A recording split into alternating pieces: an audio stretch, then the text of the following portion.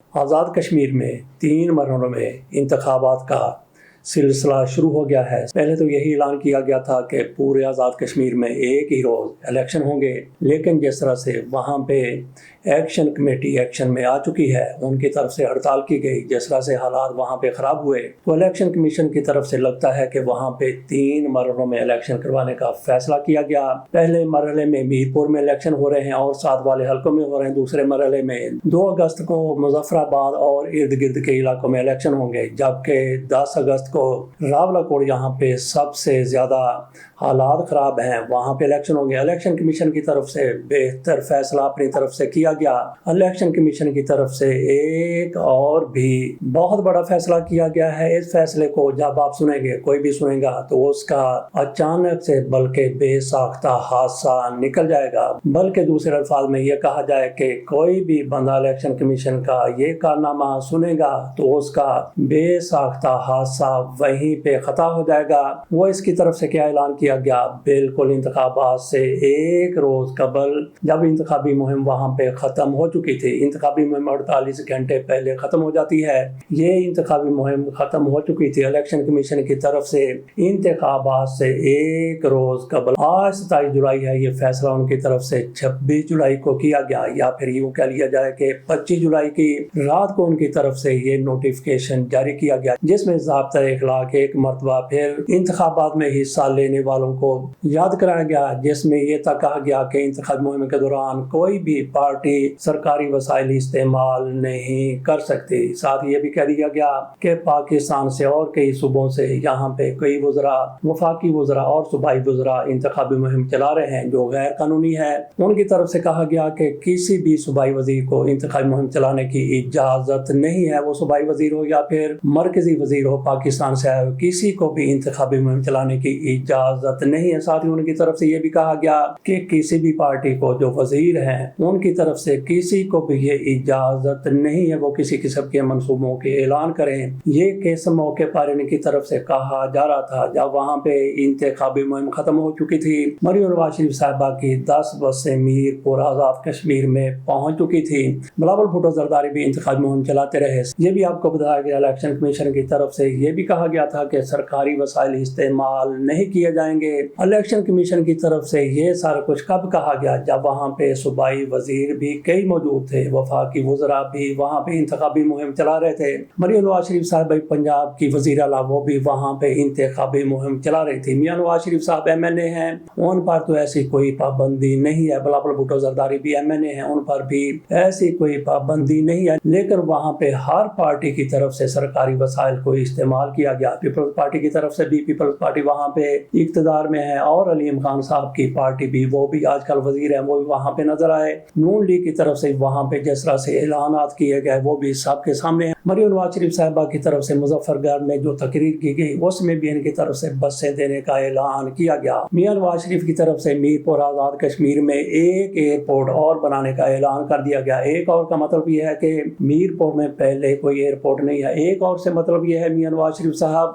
جس بھی شہر میں جاتے ہیں وہاں پہ اعلان کر دیتے ہیں ایئرپورٹ کا۔ وہ گجرانوالہ جاتے ہیں، دادو جاتے ہیں، کسی بھی شہر میں جاتے ہیں وہاں پہ جا کے ایئرپورٹ کا ضرور اعلان کرتے ہیں۔ میاں نواز شریف کی طرف سے یہاں بھی ایئرپورٹ کا اعلان کیا گیا۔ یہاں پہ ہم یہ بات کر رہے ہیں کہ الیکشن کمیشن نے جس طرح سے وہاں پہ اعلان کیا، انتخابی مہم ختم ہو چکی تھی اور ان کی طرف سے اعلان کیا گیا، ان پر ان کی عقل پر ماتم کریں یا پھر ان کی بے بسی پر افسوس کیا جائے کہ ان کی طرف سے کب اعلان کیا گیا ہے۔ تو جیسا کہ آپ کو بتایا کہ میاں نواز شریف بھی وہاں پہ انتخابی مہم چلاتے رہے۔ یہاں پہ پاکستان میں میاں محمد نواز شریف کو مغل اعظم کہا جاتا ہے، کیونکہ وہ جتنی جائیداد کے مالک ہیں، جس طرح کا ان کا رہن سہن ہے، جس طرح کا ان کا طرز حیات اور طرز زندگی ہے، اس کی نسبت سے ان کو مغل اعظم بھی لوگ کہتے ہیں۔ باقی جو ان کا کاروبار ہے اس حوالے سے بھی کچھ لوگ ان کو مغل کہہ دیتے ہیں۔ میاں نواز شریف صاحب یہاں پاکستان میں تو مغل اعظم ہے، لیکن جس طرح سے وہاں پہ انہوں نے تقریر کی ہیں، جس طرح سے وہاں پہ جلسوں میں ان کے اقدام علامات نظر آئے، جس طرح سے کہتے رہے کہ ہاتھ کھڑا کریں، ہاتھ کھڑا کریں۔ اس حوالے سے ان کو کچھ لوگ پھر وہاں پہ شغل اعظم بھی کہتے ہیں۔ یہاں پہ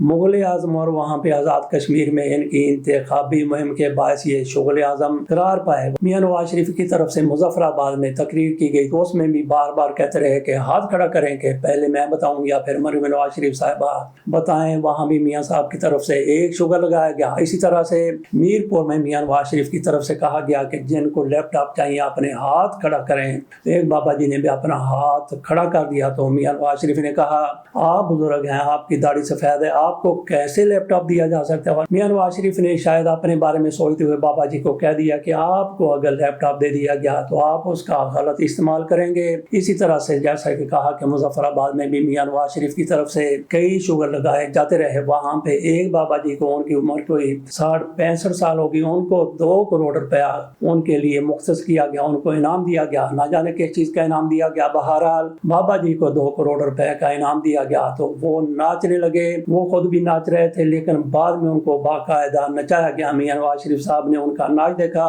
مریم نواز نے کہا لاؤ لاؤ اس کو ادھر لاؤ۔ وہ وہاں پہ آیا تو وہ بابا جی وہاں پہ سخت کھڑے ہو گئے تو کیپٹن صفدر نے ان کو پکڑا، تھوڑا سا ان کو چکر دیا، تھوڑا سا مدھولا، کہا کہ ناچو، ڈانس کرو۔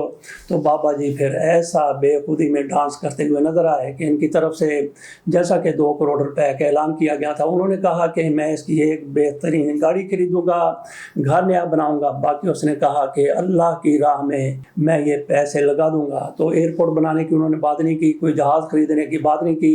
تو میاں نواز شریف سے لگتا تھا کہ وہ 4-5 سال چھوٹے ہیں لیکن ان کے دانت منہ میں نہیں تھے، داڑھی بالکل سفید تھی۔ تو زندگی کے حالات کی وجہ سے بندہ ایسا ہی عمر سے پہلے ہو جاتا ہے۔ بات ہم آپ کے سامنے کر رہے تھے کہ میاں نواز شریف یہاں پہ مغل اعظم اور وہاں پہ شغل اعظم قرار پاتے ہیں، جس طرح سے وہاں پہ کرتے رہے۔ مریم نواز شریف کی طرف سے ایک موقع پر وہاں پہ بلاول بھٹو زرداری کا نام لیے بغیر کہا گیا کہ ان کی ہمارے جو مخالفین ہیں ان کی کام پہ ٹانگ رہی ہیں۔ تو میاں نواز شریف نے ایک موقع پر یہ بھی کہا کہ یہ کشمور نہیں ہے، کشمور سندھ کا ایک علاقہ ہے۔ انہوں نے ساتھ یہ بھی کہا کہ یہ میر پور خاص نہیں ہے، میر پور خاص بھی سندھ کا ایک علاقہ ہے۔ تو بلاول بھٹو زرداری پر وہ ایک طرح سے طنز کر رہے تھے کہ یہ آزاد کشمیر ہے، یہاں پہ آپ اپنی مرضی کا کچھ نہیں کر سکتے، یہاں پہ وہی کچھ ہوگا جو ہم چاہیں گے۔ ان کی طرف سے کہا تو نہیں گیا لیکن ایسا ہی ان کی طرف سے جس طرح سے تاثر دیا جا رہا تھا، ایسا ہی لگ رہا تھا کہ وہ ایسا ہی کہہ رہے ہیں۔ تو آج وہاں پہ پولنگ شروع ہو گیا اور جیسے ہی وہاں پہ پولنگ شروع ہوئی ہے، رانا ثناء اللہ کی طرف سے فوری طور پر پولنگ شروع ہوتے ہی دھاندلی کا الزام لگا دیا گیا۔ انہوں نے کہا کہ حلقہ 10 میں دھاندلی ہو رہی ہے، اس کو ہم بالکل نہیں مانتے، یہاں پہ دوبارہ انتخابات کروائے جائیں۔ ابھی وہاں پہ ووٹنگ شروع ہوئی ہے کہ رانا ثناء اللہ کی طرف سے اتنا بڑا الزام لگا دیا گیا۔ تو دونوں پارٹیاں ایک دوسرے پر پہلے بھی الزام لگاتی رہی اور اب بھی ان کی طرف سے الزام لگانے کا سلسلہ جاری ہے۔ وہاں پہ تحریک انصاف تو انتخاب میں حصہ نہیں لے رہی، تو ان دو کے مابین بلکہ 3 پارٹیاں وہاں پہ پروئے عمل ہیں۔ پیپلز پارٹی ہے، مسلم لیگ نون ہے اور IPP علیم خان کی ہے۔ وہاں پہ MQM نے مکمل طور پر سرنڈر کر دیا کیونکہ جس طرح سے نون لیگ کی طرف سے ان کو بلیک میل کیا گیا، ان کے مقدمات کھولے گئے، انہوں نے کہا کہ ہم تمہارے ساتھ ہیں۔ تو دیکھتے ہیں کہ آج شام کو کیا رزلٹ آتا ہے۔ کچھ لوگوں کی طرف سے کہا جا رہا ہے کہ مسلم لیگ نون وہاں پہ اپنی گیم چلائے گی اور کوئی سیٹیں جیت کے، زیادہ سیٹیں جیت کے 13 سیٹوں پر مقابلہ ہو رہا ہے، یہاں پہ زیادہ سیٹیں حاصل کر کے یہ متاثر کریں گے 2 اور 10 اگست کو ہونے والے آزاد کشمیر میں باقی انتخابی مرحلے کو۔ دیکھتے ہیں کہ اس حوالے سے کیا ہوتا ہے۔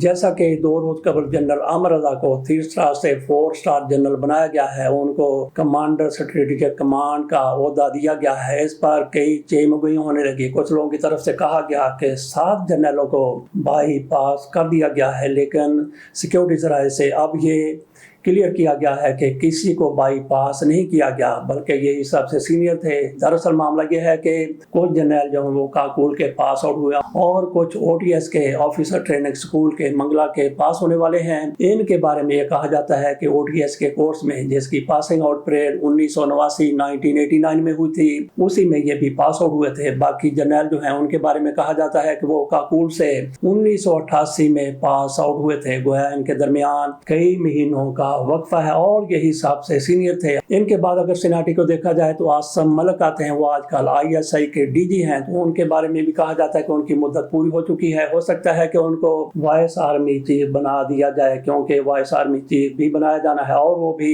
4 स्टार जनरल ही होना है। देखते हैं कि आइंदा किस किस को तरक्की मिलती है। बाकी मोदी साहब काकरोचों के सामने पसपा हो गए। उन्होंने उनकी तरफ से सारे मुतालबात तस्लीम कर लिए। जिस तरह से कहा जा रहा था कि प्रधान का इस्तीफा लिया जाए, प्रधान साहब वजीर तालीम थे, उनके इस्तीफे का मुतालबा किया जा रहा था कि उनकी वजारत के दौरान किस तरह से एंट्री टेस्ट होते रहे और पेपर लीक हो जाया करते थे। पेपर लीक हो जाने से वो जो तलबा मेरिट पर आ सकते थे उनमें से कई की तरफ से खुदकुशी कर ली गई थी। तो ये एक बड़ा एहतजाज था मोदी हुकूमत के खिलाफ और मोदी हुकूमत बिल्कुल भी मानने के लिए इनके मुतालबात तैयार नहीं थी। लेकिन 37वें रोज 38वें रोज उनके मुतालबात मान लिए गए। मोदी साहब की तरफ से पसपाई इख्तियार कर ली गई, बेहतर किया गया मोदी साहब की तरफ से। मोदी साहब अगर पसपाई इख्तियार ना करते तो इनकी हुकूमत के लिए खतरा भी हो सकता था। यहाँ पे हमें ये बात करनी है कि मोदी को शायद ये पहले लगता था कि मैं बड़ा ताकतवर हूँ, लेकिन उनको पता चल गया कि ताकत अवाम के सामने कुछ नहीं होती। हमारे हुक्मरानों को भी इसका अदराक होना चाहिए कि अवामी रैला अगर निकल आता है, अवाम की ताकत के सामने कोई भी ठहर नहीं सकता। इस हुकूमत की तरफ से, रजीम की तरफ से, शहबाज शरीफ साहब की रजीम की तरफ से पेट्रोलियम की कीमत में जिस तरह से इजाफे पे इजाफा, हर रोज इजाफा, और बिजली की कीमतें पहले ज्यादा हैं, लोड शेडिंग भी होती है।